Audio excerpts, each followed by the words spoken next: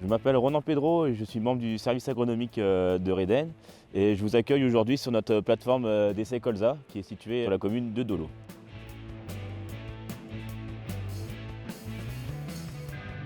Sur notre plateforme, nous avons mis des plants de campagne. Donc c'est un semis du 25 août, sachant que les plants de campagne sont préconisés de semer une semaine à 10 jours avant les semis traditionnels de colza solo. L'objectif étant d'avoir un développement assez rapide des plants de campagne associés. On s'intéresse aux plants de campagne car elles ont plusieurs bénéfices pour le colza. Un bénéfice du point de vue de l'azote, comme la plupart des plantes de campagne sont des légumineuses, elles permettent de faire des économies d'engrais pour le colza. Ça permet également d'avoir une meilleure couverture de sol pour une gestion des adventices. Un troisième critère, c'est l'aspect exploration du sol. Les systèmes racinaires du colza et des plantes de campagne sont complémentaires pour avoir une exploration du sol optimale. Le quatrième critère, c'est du point de vue de la gestion des ravageurs. Les plantes de campagne auraient un rôle de perturbateur vis-à-vis des ravageurs d'automne, notamment de l'altise. Et il y a également, de par leurs caractéristiques racinaires, les plantes de campagne permettent un meilleur drainage du sol pour une meilleure infiltration de l'eau dans le sol.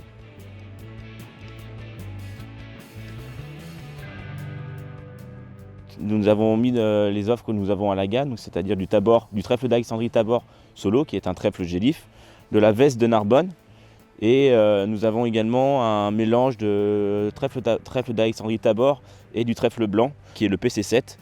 Dont nous avons des résultats d'essai l'an dernier qui étaient assez concluants, qui ont permis d'avoir un gain en rendement de l'ordre de 2,5 quintaux par hectare. Donc le PC7 est intéressant de par ces deux espèces présentes. Le trèfle d'Alexandrie Tabor qui permet d'avoir une bonne biomasse en courant automne et d'avoir une bonne couverture du sol. Et le trèfle blanc qui permet d'avoir une couverture permanente du sol du colza et qui prendra le relais une fois le colza récolté en interculture et permettra également de pouvoir semer du blé dans le couvert de trèfle blanc. Nous avons également sur l'ensemble de la parcelle différentes associations de plantes de campagne avec des mélanges contenant soit du fenugrec, de la lentille, de la vesse, de légumineuses et pour comparer par rapport à nos références que nous avons à notre gamme. L'objectif de l'essai, c'est de pouvoir voir la performance des plants de campagne sur le rendement final du colza associé.